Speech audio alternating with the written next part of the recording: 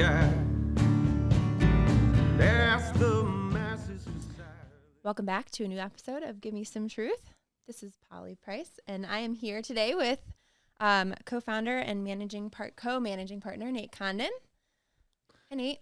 How are you? I'm good. How are you? We're going to talk about buying a house. This is an exciting development in the price. Buying and selling a house. Buying and selling, Yeah, right? This at the is same time. a good positive development in the Price family. Yeah. You've done both of these things recently. Yeah, that's kind of why we thought of the idea today because, it's spring coming into summer. It's a big time in the housing market.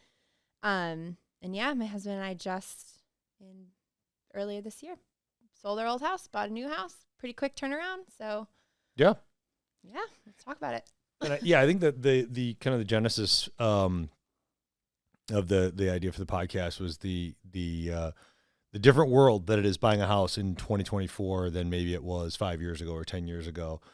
You bought the house that you sold. You bought when? 2019. So we bought it spring summer of 2019. Got it. Okay, so you bought that 2019, Yep. and so it's been that was pre-COVID, obviously, Yep. and so the world's a little different now than it Yep. was back then. Yep. So,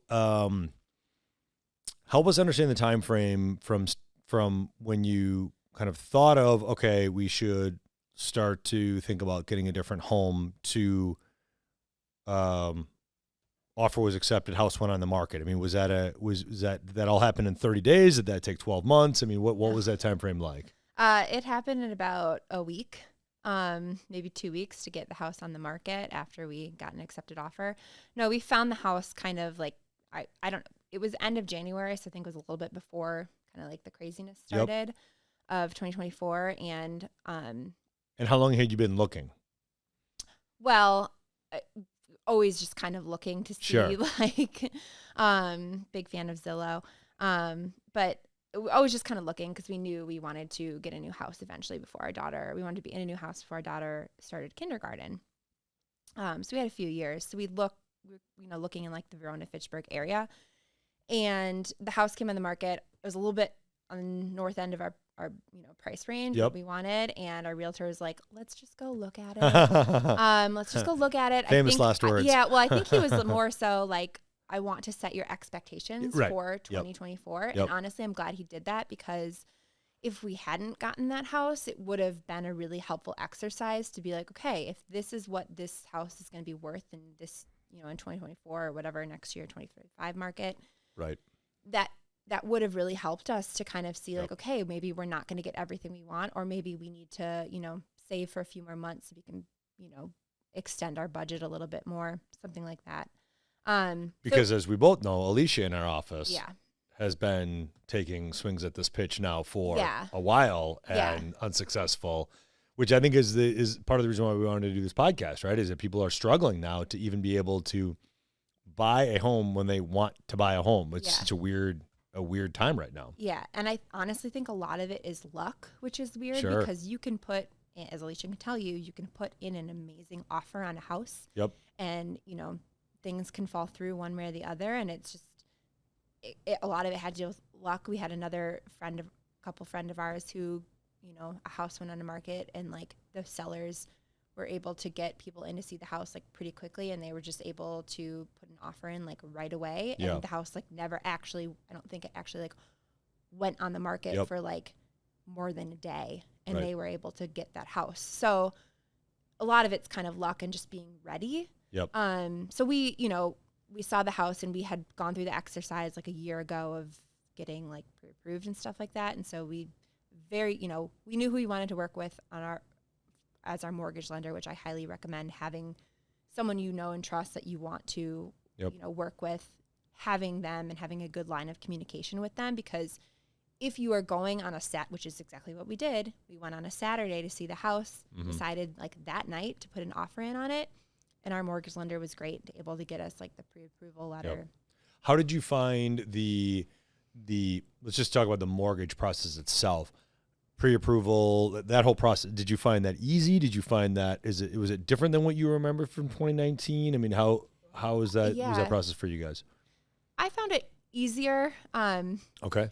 2019, it was our first home that we were Sure. purchasing. So, it was a little bit more nerve wracking of like, what are we going to get pre-approved for? Whereas like now that, we've had 4 years to kind of let our assets grow, Yep.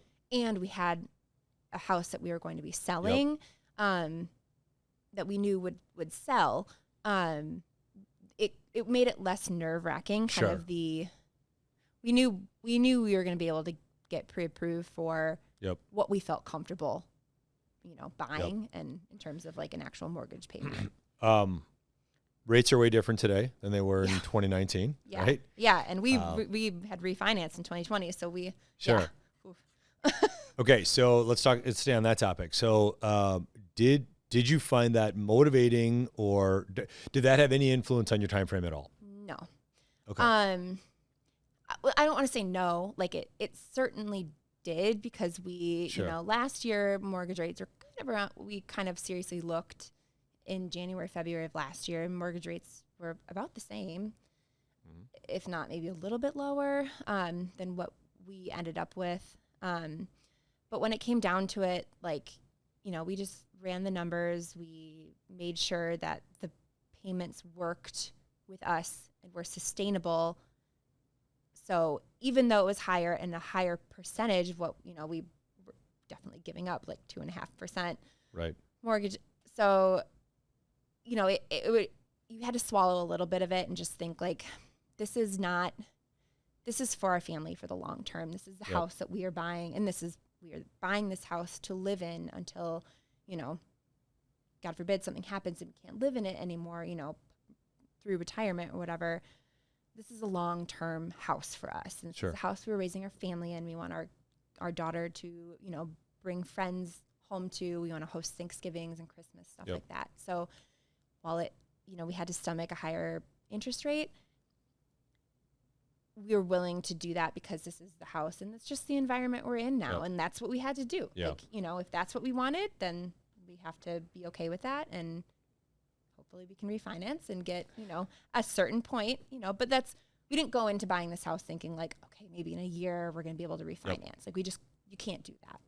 So if we want to try to give the listeners a few takeaways from today, maybe that's the first takeaway, right? If I may, make sure that your focus is on the correct home for you, right? And don't worry about what the rate is today, tomorrow, or next week. Mm-hmm. But at the same time, have run numbers and done your homework payment-wise to make sure that when you do find that right house, even if the rates are 0.5% higher than what you thought, you still are feeling comfortable with that mortgage payment, and you're not getting blinded by the fact that, well, we found the right house, let's just buy it, even though the payment might be $100 more a month than we're comfortable paying. Yeah. I mean, when we were contemplating the day after we had seen the house, the day we saw the house, we were contemplating it, like my husband and I have like a Google spreadsheet that we use for our budget, and we were running the numbers. Like he put the screen up on our TV at the house while our daughter was sleeping, and we just talked about it for a few hours because we were just like, let's make sure we feel comfortable with this in every scenario. Yep. And if if we hadn't felt comfortable with it, then, we would have waited, or, we would have felt more comfortable losing the offer, because if it was on your higher end, then that can be hard.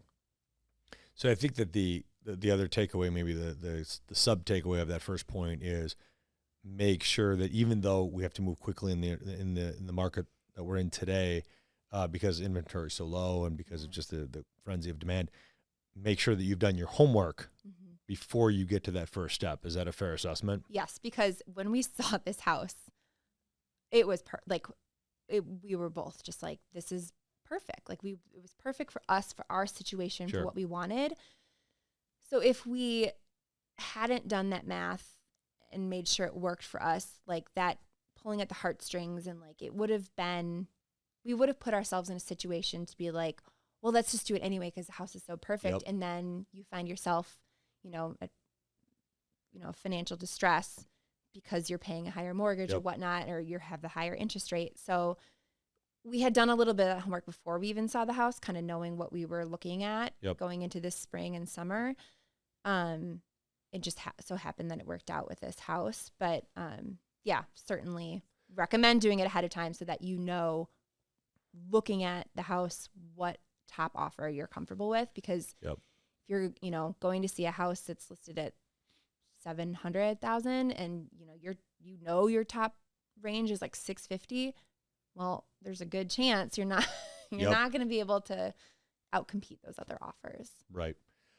Did you find that because you had done that homework that the process, again, it's so fast now in terms of how quickly you need to move on these things. Did it make it more comfortable then for you guys to be able to move that quickly, knowing that you had done this homework and that you had your numbers figured out and you knew where you were, so that you could move more quickly and feel confident with that? Yeah. Yes, for sure. Yeah. I mean, yeah. And I'm lucky enough to work, I don't work in real estate, but kind of an adjacent industry where, Right. I was able to talk about it with you guys and Yep. kind of, not the specific offer necessarily because it happens so fast, but like just the whole process, it really helps to have other people who've been through it and know, details about it. And just having a realtor and a mortgage lender that you really trust, Yep. and that have really good open lines of communication with you. That's really beneficial in making you feel more confident in the whole process. Well, as you know, too, we want our clients and prospective clients to be calling us if they are in this process, Yeah. because of how big of a decision it is and because of how many moving parts there are, and to have the team, as you're referring to, realtor and mortgage loan officer and financial advisor, having the right team in place, because that makes all the difference in the environment that we're in right now. Yeah. Yeah. You get the offer accepted. Mm-hmm. How did you find the transaction of going from there to closing? Were you surprised by anything? Is it more cumbersome than it was before? Is it more difficult? Is there any piece of advice for people in terms of kind of that process? We were lucky. We didn't waive really any. We didn't. So we went into it with a blanking right now, but the You had sale a of clean our offer. home was not Yep. a contingency. Yes. So we're lucky that we're in a position that we could do that. Yep. Right. So that was one benefit, but we didn't waive like inspection or anything. I guess I was so surprised with all the different ways that you can kind of not manipulate, because that sounds like a bad word, but you Yep. can kind of like adjust. Negotiate. Yep. Yeah.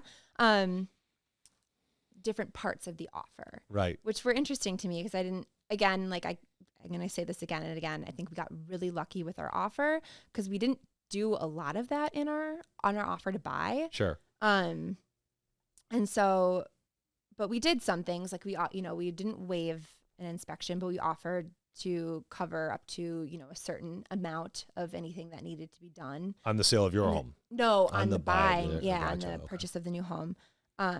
So things like that. We had, pretty quick closing date. We knew Yep. that the current sellers were out of the house and needed to sell it, wanted to sell it as soon as possible. So we were able to be flexible on that. Okay, let's talk about that for just a second.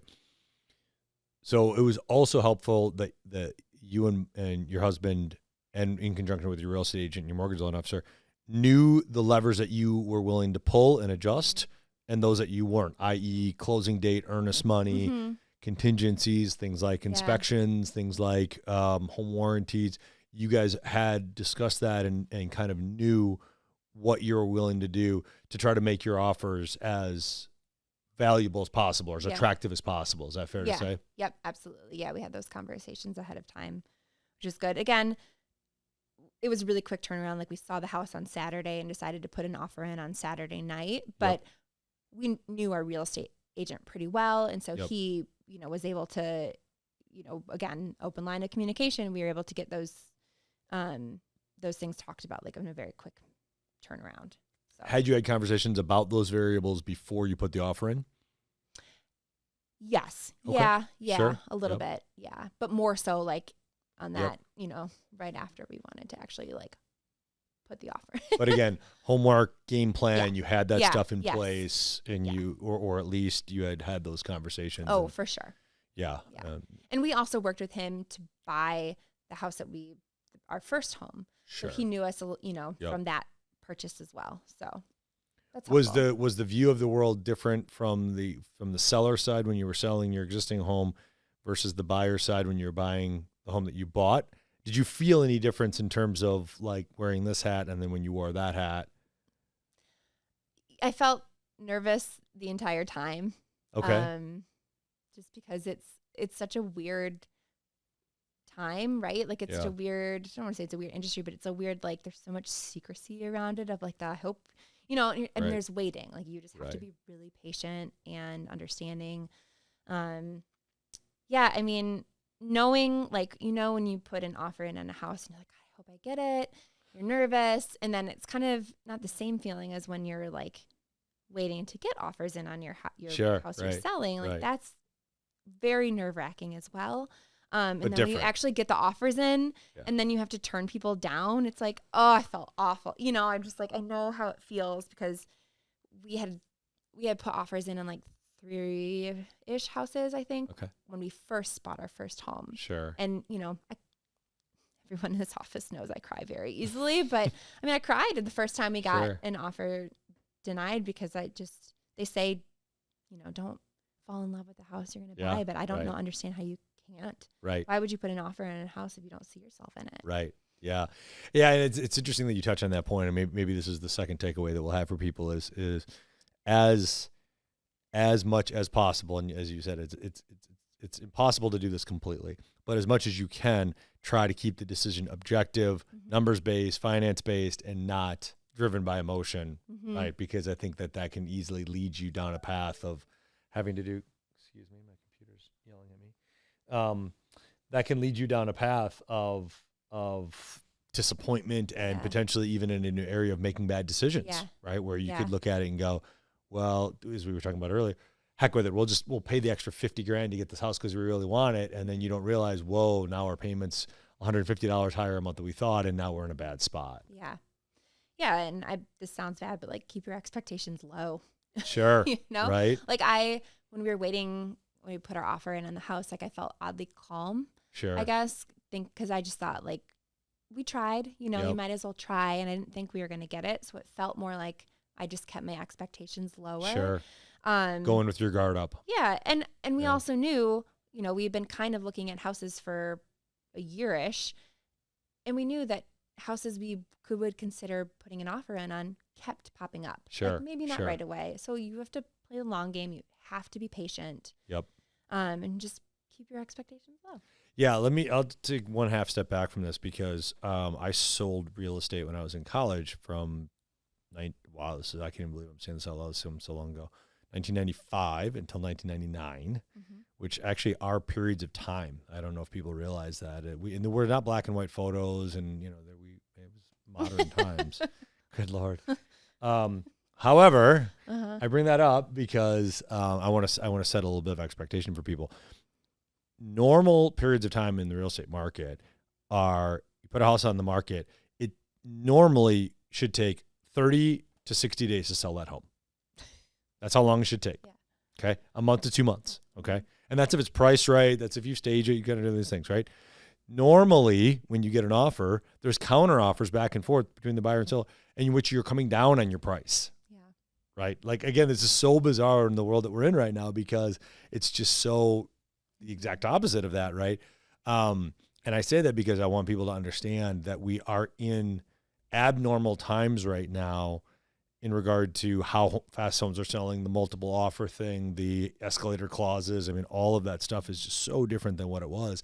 In when I say normal times, I'm saying when there's a correct, when the equation of supply versus demand is correct, right? Where right now demand is so far outpacing supply, which is why we have inventory problems that are not going to be solved anytime quickly. But anyways, that's kind of a normal period of time, and you see how different that is from what you guys experienced and what the other home buyers nowadays are experiencing. It almost feels like this isn't how spending $250,000, $500,000, $750,000 should go. Right. You don't feel like you should be making these decisions within hours. Yeah. I mean, there's like, I think my husband and I both like fell asleep that night and had a little bit of restless sleep because we were like, we felt comfortable with the numbers, but it was still like, that's the most amount of money we're going to spend, probably on any asset. Sure. Right. In our lives. Right. So like there's still a little bit like of a, oh my gosh moment of like, what was this the right thing to do?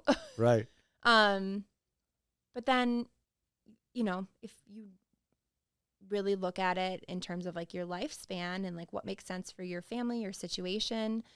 Yeah, you can talk yourself off of that ledge a little bit of like nervousness because yeah, you do have to move quickly, but that's why, like you said in the beginning, like having those conversations ahead of time. Like I said, my husband and I have been looking for like a year just on and off. We'd seen so many houses, just looking online, but like seeing those houses and knowing like, okay, this is really great. I would love to put an offer in this house, but maybe not right now. Maybe we wait, a few more months. Maybe we, okay, this house doesn't have, a finished basement. And let's think about those things that like when we do find a house that meets all these criteria, then we'll pull the trigger. And that's what happened with this house. We were not seriously looking until we saw this house. Sure. And because of that, we were like, okay, we have to move fast on this because it met all the criteria that we had spent a year discussing. Yep. And I think that's a good thing. I want to touch on that. And then one other thing before I wrap it up is you did this the correct way, which is you had done that homework and you'd done the pre-work beforehand before you even looked at this, quote, first house, right? Mm-hmm. Whereas I think you both went into it and your realtor had it set up with almost like we're going to kind of just dip our toe in the water with this home to understand kind of how this works. Yeah. And lo and behold, that was the house. So it would have been very easy to almost kind of just bypass the homework part of it or think, well, let's look at this first house and then we'll kind of do our homework piece of it and think of the position you would have been in if you guys had that attitude. Yeah. What I'm trying to say is if you're going to walk into a home, you should have already done your homework. Yeah. Or do not walk into that first home until you've done your homework, because if that ends up being the home that you think you want, now you're just going to be behind that whole process. Yeah. And I think that helped us on the flip side of like selling our house too, of knowing like, that's the first time we've had to have that conversation with our realtor of like, what do we think our house, should be listed for? And I went in not way more conservative, but like more conservatively than my husband. I think our realtor like let on that we maybe should have. I tend to be more conservative in that area anyway, but you also have to have your expectations lowered on that. I felt like I had to have my expectations lowered on that end too, because, we didn't need to sell our house right away, but with a 3-year-old and a dog, it's really hard to keep your house ready for selling. So we wanted to get that off get that done as soon as possible too. So when you were talking about years ago, 2-3 months it could take, or 1 to 2 months it could take to sell your house, it's like, oh, that would be so awful. But I mean, again, that's just shows how, it's a double-edged sword. It's really hard to buy a house, but it's also can be very quick and easy to sell a house as well. Let's end on this. Okay, you've gone through the whole process. Some dust is settled from that. You guys are in the house now. Looking back on the whole process, the buy, the sell, everything, is there anything you would have done different? Or anything that you would have said, boy, I wish we kind of would have done that little thing over there. If we would have done that before that, that would have made that easier. Or any pain points that you could have alleviated had you done something different? I honestly don't think so. I think, we had such a good team around us that it all happened so fast. Sure. Which is good and bad in a way. 'Cause this was all taking place in the month of February. So month of February was a lot of work. Yep. I will say I wish a little bit that my husband and I had spent, because we knew for the last year that we would want to be moving. I wish we had spent a little bit more time, maybe doing some of those things on your house to get it ready for selling, because we had to do those, over the weekend and, after our daughter went to bed. So it was a lot of late nights, but I mean, in the end of it wasn't the end of the world, but if there's some things like touching up paint here and there, or I will say this too, it was really funny because the people who bought our house sent us a message through our realtors right before the closing, and they let us know that we could keep they said they had a lot of artwork, so we could keep all holes in the walls from all of the all the art we had hanging up. And my husband had just spent like the night before patching every single hole. So maybe, there's a lot of that communication between the buyer and seller that you can kind of like ask. We had some things like we had an old snowblower that we didn't know, didn't want to take with us to the new house. The buyers, said they take it. So things like that you can kind of not negotiate, but that might just make that process a little bit more, a little bit easier and add like a human element to it. Right. So, and I will say we had a really great experience with both our like closings of each house, the one we bought and the one that we sold. And it was really nice to be able to talk with the people who we bought the house from and get like their story and vice versa at closing of our house, who was purchasing our house and kind of learn a little bit more about them. That can be I've heard not great stories, but it can be a really pleasant experience. So I think the takeaway there would be, as best you can, again, if you're on this path, understand you're on this path. And so get the things done, declutter, touch up paint, the little things you want to do. Don't procrastinate that stuff. Yeah. Get that stuff done. Is that a fair way to say it? And get a storage unit. And get a storage unit, right? You have more stuff than you think. You have more stuff than you think you have. And you don't need all of that stuff. Not at all. Okay, good. I think that's what we wanted to cover. I think at the end of the day, it's just understanding that if you go into that process as wide-eyed as possible and as just trying to take like a wide view of what's happening right now in a realistic view, I think you're prepared to have a better outcome and to be disappointed less. Yeah. Is probably a fair way to say it. Yeah. But patience is a virtue. Patience is a virtue. That's a great place to end. So thanks again for tuning into another episode of Give Me Some Truth, and we will be back with another episode soon. Walkner Condon Financial Advisors is a registered investment advisor with the SEC. Registration with the SEC does not imply a certain level of skill or training. The opinions expressed by the participants of this podcast are their own and do not reflect the opinions of Walkner Condon Financial Advisors. All statements and opinions expressed are based upon information considered reliable, although it should not be relied upon as such. Any statements or opinions are subject to change without notice. Information presented is for educational purposes only and does not intend to make an offer or solicitation for the sale or purchase of any specific securities, investments, or investment strategies. Investments involve risk and, unless otherwise stated, are not guaranteed. Information expressed does not take into account your specific situation or objectives and is not intended as recommendations appropriate for any individual. Viewers are encouraged to seek advice from a qualified tax, legal, or investment advisor to determine whether any information presented may be suitable for their specific situation. Past performance is not indicative of future performance. You gotta leave your money behind you. Raise your hand to the sky.